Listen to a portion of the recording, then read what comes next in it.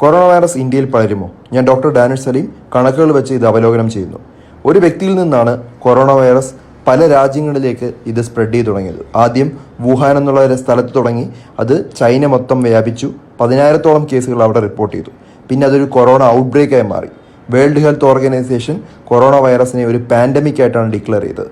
ഇപ്പോൾ ഏകദേശം 100-150 രാജ്യങ്ങളിൽ മുകളിലാണ് ലോകത്ത് കൊറോണ വൈറസ് പടർന്നു പിടിച്ചിരിക്കുന്നത്. 42 രാജ്യങ്ങളിൽ മുകളിൽ 100 കേസുകൾ മുകളിൽ റിപ്പോർട്ട് ചെയ്തിട്ടുണ്ട്. അപ്പം അത്ര വേഗത്തിലാണ് പല രാജ്യങ്ങളിലോട്ട് സ്പ്രെഡ് ചെയ്യുന്നതും അതേപോലെ രാജ്യത്തിൻ്റെ അകത്ത് സ്പ്രെഡ് ചെയ്യുന്നത്. ഇന്നത്തെ കണക്കുകൾ പ്രകാരം കൊറോണ വൈറസ് 1,69,000 കേസുകൾ റിപ്പോർട്ട് ചെയ്യുകയും മരണം 6,400 കേസുകളുമാണ്. ഇറ്റലി കംപ്ലീറ്റ് ആയിട്ട് ലോക്ക്ഡൗൺ ആണ്. ഏകദേശം 16 മില്യൺ പീപ്പിൾ ക്വാറന്റൈൻഡ് ആണ്. കണക്കുകൾ പ്രകാരം ജാനുവരി 24 തൊട്ട് ജാനുവരി 28 വരെ വളരെ സ്പീഡിലാണ് കേസുകൾ ഇൻക്രീസ് ചെയ്തത്. അത് കഴിഞ്ഞതിന് ശേഷം ജാനുവരി 22-ാം തീയതി 262 കേസുകളാണെങ്കിൽ ഫെബ്രുവരി 5-ാം തീയതി 3,694 കേസുകളാണുള്ളത്. അതുമാത്രമല്ല, അതിനുശേഷവും കേസുകളുടെ എണ്ണം കൂടുതലാണ്. മാർച്ച് 2 മുതൽ മാർച്ച് 10 വരെയുള്ള കേസുകൾ നോക്കുകയാണെങ്കിലും സ്പീഡ് വളരെ കൂടുതലാണ് ലോകത്ത് റിപ്പോർട്ട് ചെയ്യുന്നത്.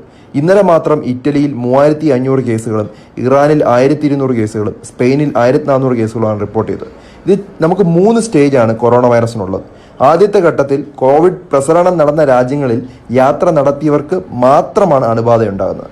നമുക്കറിയാം, ഇന്ത്യയിൽ വന്ന വിദേശികൾ വന്നപ്പോഴാണ് അവർക്കാണ് പോസിറ്റീവായിട്ട് കാണുന്നത്. ഇതാണ് ഫസ്റ്റ് സ്റ്റേജ്. അതായത് അവർക്ക് മാത്രം, വെളിയിൽ നിന്ന് വന്നവർക്ക് മാത്രമുള്ള സ്റ്റേജാണ് ഫസ്റ്റ് സ്റ്റേജ്.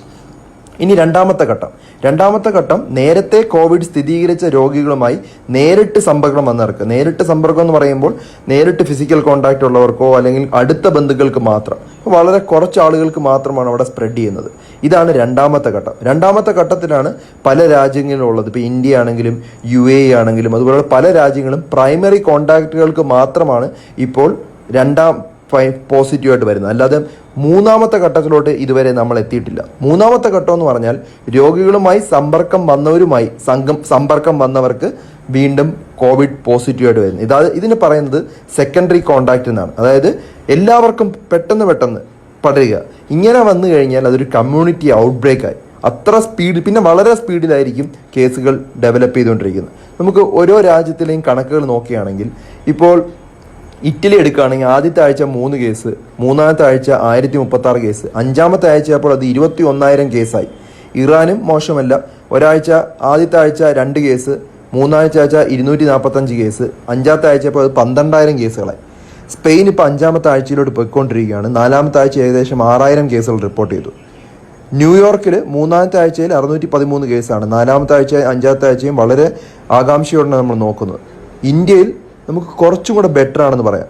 ആദ്യത്തെ ആഴ്ച 3 കേസ്, രണ്ടാമത്തെ ആഴ്ച 24 കേസ്, മൂന്നാമത്തെ ആഴ്ച 105 കേസുകൾ മാത്രമാണ്. അപ്പോൾ ഇനി അടുത്ത 4 ആഴ്ചകൾ വളരെ ക്രൂഷ്യലാണ് നമ്മുടെ ഇന്ത്യയെ സംബന്ധിച്ചോളം. അപ്പം ഇന്ത്യയുടെ കണക്കുകൾ പ്രത്യേകമായിട്ട് നമുക്കൊന്ന് അവലോകനം ചെയ്ത് നോക്കാം. ഇപ്പോൾ ഏകദേശം 14ഓളം സ്റ്റേറ്റിൽ ഇപ്പോൾ നമുക്ക് കൊറോണ വൈറസ് ഉണ്ട്.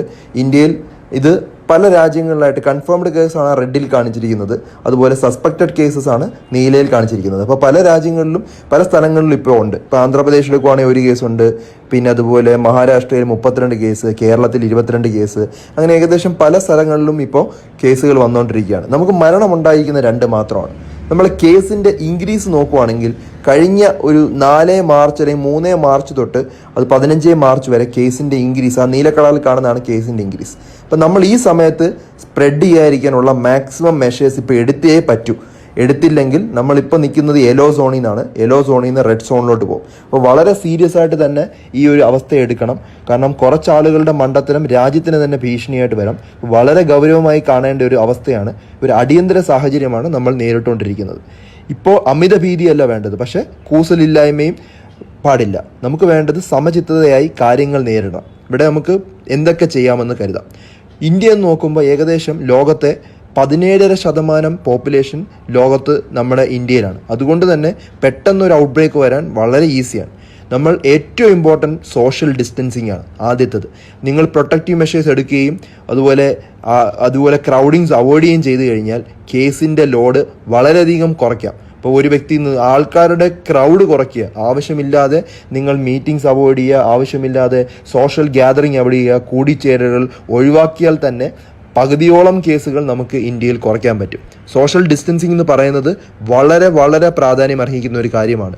സോഷ്യൽ ഡിസ്റ്റൻസിങ് എന്ന് പറഞ്ഞാൽ നമ്മൾ ചെയ്യേണ്ടത് ഗ്യാതറിങ്സ് ഒഴിയുക, അതുപോലെ തന്നെ കൺസേൺസ് ഒഴിയുക, തിയേറ്ററിൽ കൂടുന്നത് കുറയ്ക്കുക, മാൾസിൽ ക്രൗഡിങ് കുറയ്ക്കുക, ഷേക്ക് ഹാൻഡ് ഒഴിവാക്കുക, അതുപോലെ ഹഗ്ഗിങ് ഒഴിവാക്കുക, അതുപോലെ കല്യാണങ്ങൾ കുറയ്ക്കുക. അങ്ങനെയുള്ള എല്ലാ കാര്യങ്ങളും നമ്മൾ മാക്സിമം ചെയ്തുകൊണ്ടിരിക്കുക. ചുമയ്ക്കുമ്പോൾ ബേസിക് മര്യാദയായിട്ട് കാണിക്കുക. കൈ കൊണ്ട് കവർ ചെയ്യാതെ ഒരു ടിഷ്യൂ കൊണ്ട് കവർ ചെയ്യുകയോ തുവാല കൊണ്ട് കവർ ചെയ്യുകയോ അല്ലെങ്കിൽ കയ്യിലെ മടക്കിലോട്ടോ തുമ്മുക. ഞാൻ വീണ്ടും ആവർത്തിക്കുകയാണ്, കൂടിച്ചേരലുകളും യാത്രകളുമാണ് ഈ സ്പ്രെഡ് കുറയ്ക്കാൻ വേണ്ടി ഏറ്റവും ഇമ്പോർട്ടൻ്റ്. അതുകൊണ്ട് വീട്ടിൽ തന്നെ ഇരിക്കുക ഈ സമയത്ത്. കാരണം എന്തെങ്കിലും കാരണവശാൽ ഒരു ഔട്ട് ബ്രേക്ക് ഉണ്ടായാൽ നമ്മുടെ കയ്യിൽ നിൽക്കില്ല. ഇത് ഒരു വ്യക്തി വിചാരിച്ചാൽ മാത്രം മതി മാറ്റങ്ങൾ കൊണ്ടുവരാം. കാരണം നിങ്ങൾക്ക് എന്തെങ്കിലും അസുഖം ഉണ്ടെങ്കിൽ നിങ്ങൾ വീട്ടിലിരിക്കുക, മറ്റുള്ളവർക്ക് പോയി സ്പ്രെഡ് ചെയ്യരുത്. അത് വളരെ ഇമ്പോർട്ടൻ്റ് ആയിട്ടുള്ളൊരു അവസ്ഥയാണ്, മനസ്സിലാക്കുക. ഹോം ക്വാറന്റൈൻ വളരെ ഇമ്പോർട്ടൻ്റ് ആണ്. ഇതുപോലെ യാത്ര ചെയ്ത് വന്നവരോ അല്ലെങ്കിൽ ഇവരുമായിട്ട് അടുത്ത കോണ്ടാക്റ്റ് ഉള്ളവർക്ക് പനിയുണ്ടെങ്കിൽ വീട്ടിൽ 14 ദിവസം തന്നെ ഇരിക്കുക, ആരുമായിട്ട് കോണ്ടാക്ട് ചെയ്യരുത്.